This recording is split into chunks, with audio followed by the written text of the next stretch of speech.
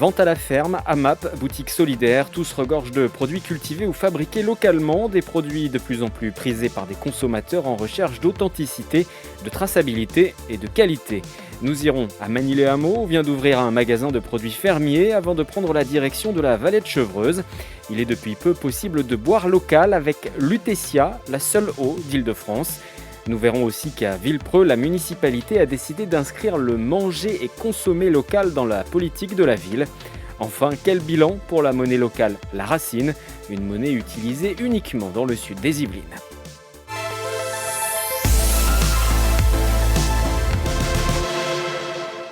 Le Garde-Manger, c'est le nom de ce nouveau magasin de produits fermiers ouvert il y a un mois à la ferme de Romainville située à Manille-les-Hameaux. Le but étant de diversifier les activités de la ferme. Je suis moi-même agriculteur, issu d'une famille d'agriculteurs. Je suis la 5e génération à reprendre la ferme. Et c'était important pour moi de faire vivre des agriculteurs, de présenter des produits fermiers. Donc c'est pour ça qu'on voulait que ce soit du circuit court. Dans ce magasin, on peut retrouver de la viande, du miel, du vin, des œufs ou encore du chocolat. On est comblé, je trouve. Il y a tous les produits. Elle a pensé à tout. On peut faire un repas complet. On a des amis. Il y aura des fleurs, je crois. Enfin, c'est parfait. Tous les produits ne proviennent pas forcément à proximité de la ferme, mais ils sont tous issus d'une activité agricole. La boutique étant un relais pour les producteurs. On ne cherche pas à négocier les prix. On dit aux producteurs, vous nous dites à quel prix on doit vendre votre produit. Nous, on applique une marge, ce qui est logique. Et après, on vendra à ce prix-là. Entre guillemets, si ça ne marche pas, ce sera votre faute parce que vous avez été un peu trop gourmand. Mais nous, on ne cherche pas du tout à faire de pression sur les prix ou quoi que ce soit. La clientèle provient souvent des communes aux alentours. Pour elle, c'est une aubaine puisqu'il n'y avait pas de magasin comme celui-là avant. Oui, ça manquait. Et puis surtout des produits dont on connaît l'origine et qui sont étiquetés. Pour se repérer et savoir quel produit acheter, une fiche producteur a été écrite par les gérants. C'est vraiment pour informer le client de la provenance et surtout quel type de production, puisque nous on n'aura pas forcément le temps d'expliquer à tout le monde le type de produit, comment c'est fait, d'où ça vient et surtout qui est derrière ce produit-là.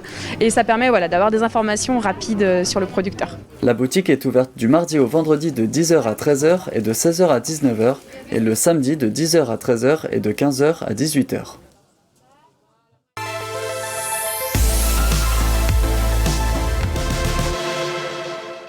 Elle a changé de visage. L'eau de Chevreuse est au mois de septembre devenue la Lutetia, la seule eau minérale naturelle d'Île-de-France.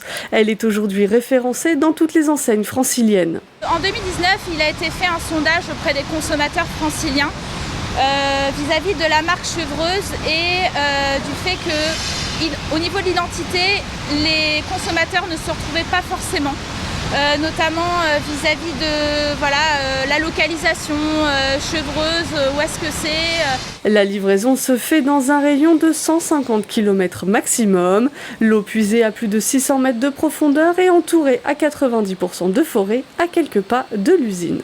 C'est une eau qui a une faible composition en minéraux. Donc elle s'adapte vraiment à toute la famille, notamment aux nourrissons. Et on retrouve d'ailleurs sur l'étiquette le logo adapté à l'alimentation des nourrissons. C'est aussi une eau qui est faible en sodium, donc elle s'adapte aussi à des régimes spécifiques. On demande une faible consommation de sel. C'est vraiment une eau qui va s'adapter à toute la famille.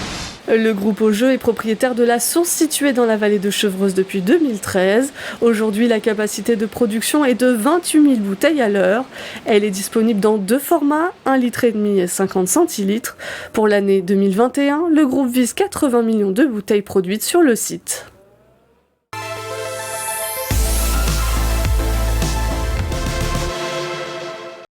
Depuis le premier confinement, beaucoup ont renoué avec une consommation de proximité. Certaines villes encourageaient déjà cette façon de faire avant la crise sanitaire. Villepreux, par exemple, a inscrit le manger et consommer local dans la politique de la ville. Je pense qu'il est aujourd'hui de la responsabilité d'une ville d'accompagner les acteurs justement qui souhaitent s'engager dans cette démarche, notamment vers le bio et la reconversion de certaines activités agricoles. Concrètement, déjà, il fallait, je le disais, réunir les acteurs. Il fallait que tout le monde se parle. On s'est rendu compte qu'il y avait des initiatives dispersées et que l'ensemble des parties prenantes, notamment sur le développement des circuits courts, n'étaient pas forcément en lien. Donc ça, c'est quelque chose qui a été approfondi et amélioré, justement pour poser des bases de travail et de concertation, on va dire, entre l'ensemble des forces vives agricoles. Une politique appliquée dans la restauration collective. La ville dépasse les objectifs inscrits dans la loi Egalim en ce qui concerne le pourcentage de produits bio et locaux dans l'assiette des enfants dans les cantines scolaires, qui est de plus de 50%. Autre exemple, créé en 2016, la MAP 100% Villepreux fait la part belle aux producteurs locaux et bio. La mairie a vraiment été à l'initiative de la création d'une AMAP qui n'existait pas.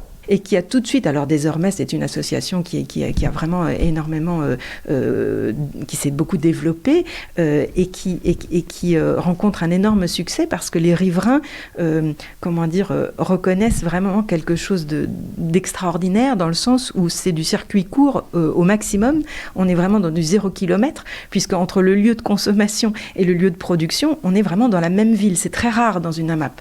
La ville édite également un guide pratique où elle met en avant les agriculteurs villepreusiens et les circuits courts, une bonne chose pour les professionnels agricoles. L'action que mène Villepreux sur la mise en avant de la consommation locale et de l'agriculture locale favorise le lien et la connaissance des urbains sur les acteurs économiques et agricoles. Parce qu'on voit beaucoup de champs, avec de temps en temps un tracteur dedans, mais on ne voit pas forcément l'agriculteur et on ne le rencontre pas. Donc ça crée du lien, ça ouvre les yeux aussi sur le secteur agricole. Un lien entre agriculteurs et habitants que Villepreux compte bien continuer à entretenir pour que le manger et consommer local ne tombe plus dans l'oubli.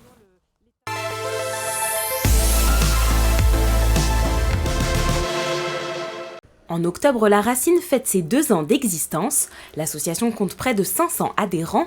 Pour ce faire, ils payent 8 € par an de cotisation.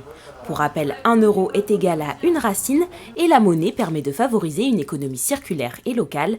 Le bilan reste tout de même mitigé. On rencontre 2 obstacles. Le premier, finalement, c'est que les particuliers sont très peu nombreux à rentrer dans le jeu. Du coup, on a des professionnels qui disent oui, mais moi, personne ne me demande d'utiliser la monnaie locale, je ne vois pas pourquoi je la prendrais. Le deuxième point, c'est finalement les pouvoirs publics.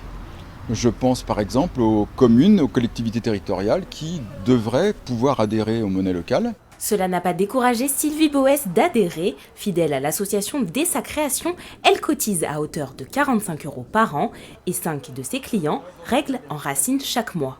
La gérante voit toujours l'intérêt d'utiliser la monnaie, notamment pour payer ses fournisseurs. Le fait de le payer en euros, en fin de compte, après, cet argent va aller à la banque, va être utilisé, et après, donc cet argent à la banque, on ne sait pas où elle va, à qui elle va servir. Alors peut-être à l'international, mondialement, etc. Mais on ne sait pas à quelle fin, alors que là, si je le paye en racine, obligatoirement, je sais qu'il va le réutiliser obligatoirement en local et que ça va faire gérer une dynamique.